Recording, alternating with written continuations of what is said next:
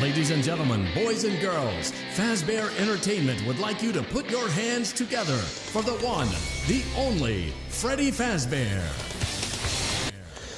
I'm going to ponder on a question, something that I've been studying ever since a while, I should say.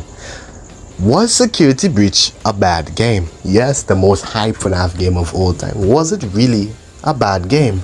Today, we're going to answer that question based on multiple factors, most importantly two. I'm going to ask Google and ChatGPT, what makes a game bad? Let's go and ask Google. Over here on the Google side, Google says a game can be considered bad for a multitude of reasons, but common factors include technical issues, poor design choices, and a lack of engaging gameplay. Did Security Breach has any of that? Now, let's go on the ChatGPT side before we start to continue. ChatGPT, well, they say poor gameplay mechanics, bad level or game design, weak storytelling, lack of visual or audio polish, greedy monetization, technical failures, which is bugs and stuff, and it just feels soulless. Did Security Breach suffer with any of that? Did it? Let's find out. What is one thing you guys remember Security Breach for?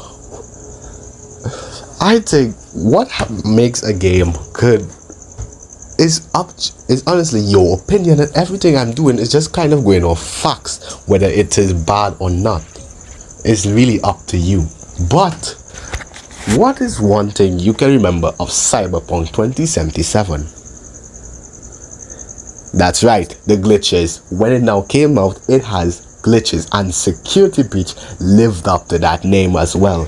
Security Breach had glitches. It is like the Cyberpunk of Five Nights at Freddy's. That's literally the best I could describe it. It is a Cyberpunk of Five Nights at Freddy's. I'm going to play a compilation of these glitches for you guys to see how bad it really was. So, why is there so many?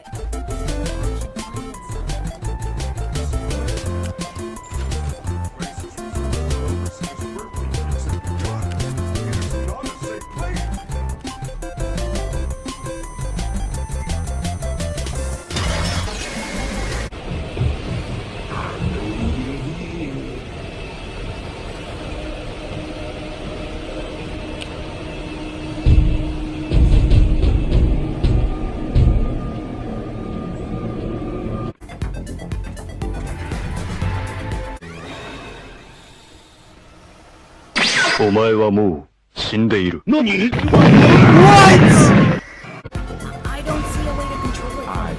Please take this map.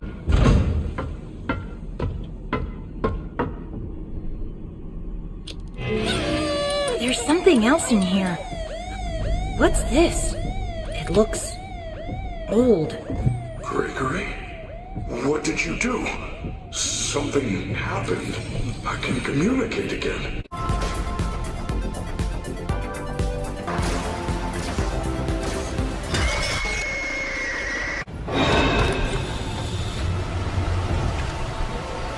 Your family is looking for you. Cam, if you are in trouble, use the camera flash to stop.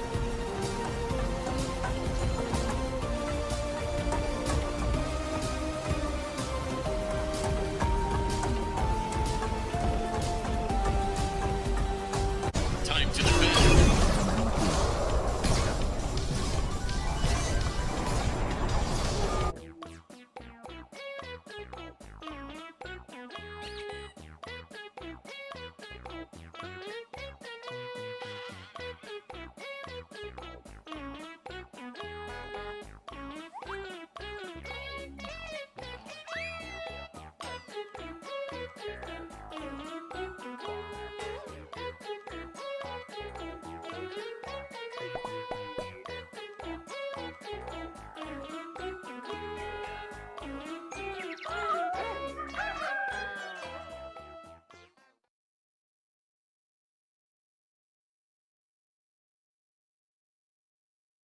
Yeah, guys, so that Security Breach was a mess when it launched. It was horrible, and I think the way a game launch actually is remembered. You can fix a game, but by the time it was too late, because when a game launched this buggy, weren't there any playtesters? Because ain't no way anybody could go and just get glitches. That literally mean you guys never even played your own game. Like, how can you play a game this bad with this much glitches and not find them during your playtests? Either those playtesters never report nothing, or you just did not play test your game. And honestly, that is one thing I will agree. Security Breach falls bad on the glitches. It falls horrible on the glitches. Horrible, horrible, horrible. Oh my gosh. I cannot save it from that. And even up to now, there are still glitches, especially on the PS4. When you go on the PS4, the game literally, when you go into a section, it literally loads. It stops you and loads. Secret of the Mimic does it way better, but this one just loads, literally.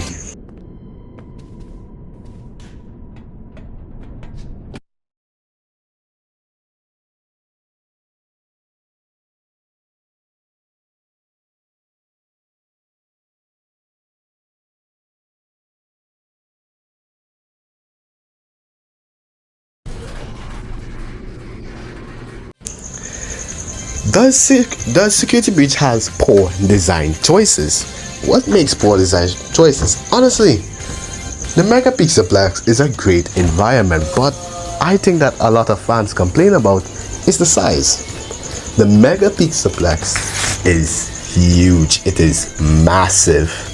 You know what else? Anyways, but I'm not going to continue with that. But it's huge. Like, we're normally used to this kind of closed environments kind of space, but the Megapixelplex is an exception. This thing is big. It's literally humongous. You can outrun anything. Like, you can get lost in here, and I think that's what makes Security Breach a long game. It's because it literally is a big map. Because when you're on the next side, you realize the quest, you have to go all the way across the map, which takes a good while. That's really what kind of takes on makes Security Breach like a 10-hour game. That's running around feeling, and that's the biggest issue I can see in design choices I could ever hear about Security Breach. It really does not have bad design choices, and in fact, they actually excel in storytelling. Environmental storytelling, I should say. Environmental storytelling is honestly where most of the lore was found, and because of the environments, it means that the stuff was not really bad, I guess. So I guess that's a tick, guys. That's a tick. Let's move on to the next category on Google. So on Google, it says a lack of engaging gameplay. Honestly, as I was a Security Breach suck-up when it first came out, that is correct. Security Breach does have a lack of engaging gameplay, meaning that it is very repetitive. Very repetitive at the point that it's basically just a go here, fetch that, go here, fetch that, go here, fetch that. Like, it really gets boring and fed up at a certain point in time that you'd be like, wow, this game is just go fetch this, go get that, go get this. It's the same thing over and over, and yeah, I can't really back it up against that, because it really is that. There's not good gameplay mechanics. There's nothing you feel special that any other game. It's literally the same thing over and over. Catch this, catch that, catch this, catch that. I really can't back it up with this. It's literally that, and there's nothing more. And I think if Security Breach had a better thing, but at the same time, it's not bad. It's just repetitive, but it's not bad. As the first ever free roam financer for this game, it's what we expected. So yeah, next thing up is weak storytelling, and this is what Security Breach goes very low in. The lore of Security Breach was so deeply confusing that we had to look in the books to actually get the lore. We didn't even know the lore from the games, which is crazy. We're supposed to be getting the lore from the game, like mini games and stuff like that, FNAF 2, FNAF 3, for example. No, we didn't know anything. Because if you're not a fan of this game and you're not looking like a terrorist, going all over the game, looking at the wars, the hints and stuff, you'll start this game as a boat thinking a boy named Gregory got trapped in a megapixelplex. Freddy helps him to survive till 6 a.m. until the doors are free. You choose to stop Vanny after learning about Vanny. Go and stop Vanny, and yeah, that's it. You and Freddy are now, you set Vanessa free for whatever control she was in, and that's it. That's what you would think the story is. And to me, yeah, it's way deeper than that. And the only way we found these things out is literally from the environmental storytelling and, well, the books. Without the environment and the books, we would never have figured that out. So storytelling in Security Breach was absolute horrible.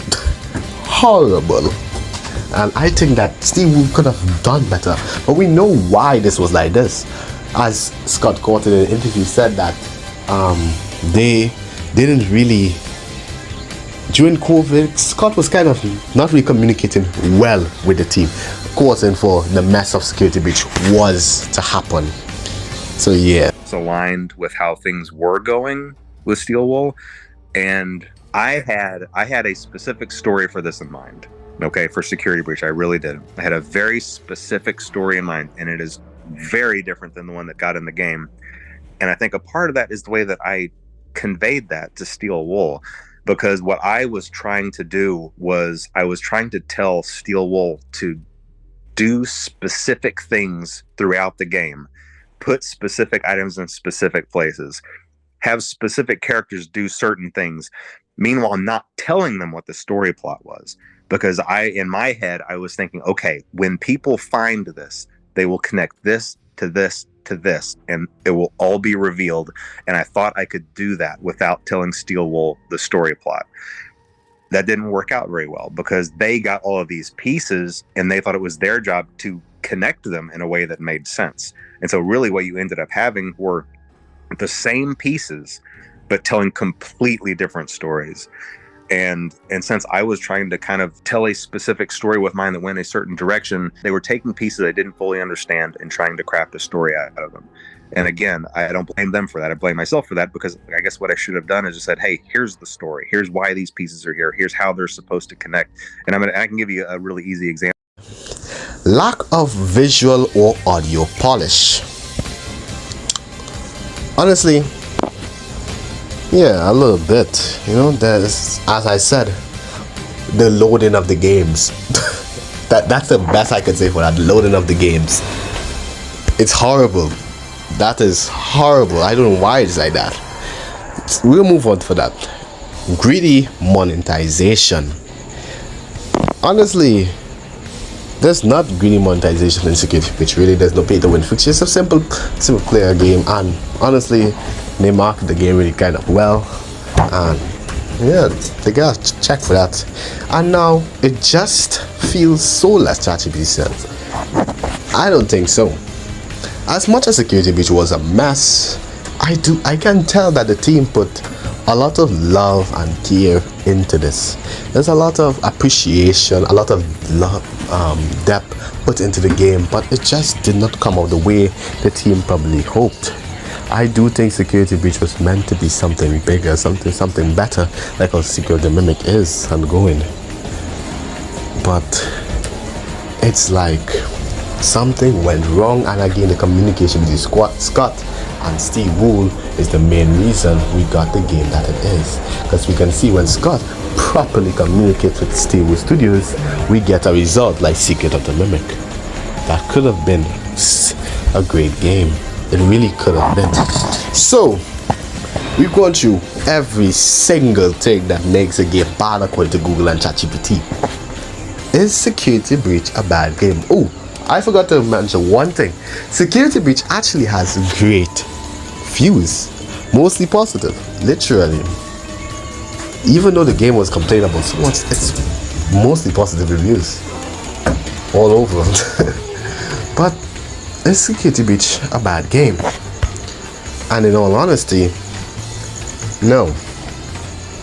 Security Breach is not technically a bad game, but it's not a great game or a good game.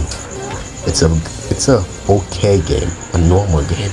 It's not something that will be remembered in history.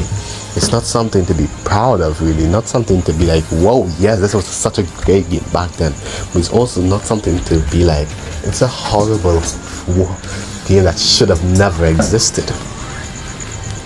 And the Security Breach was something that was a disappointment for us. But disappointments happens in life.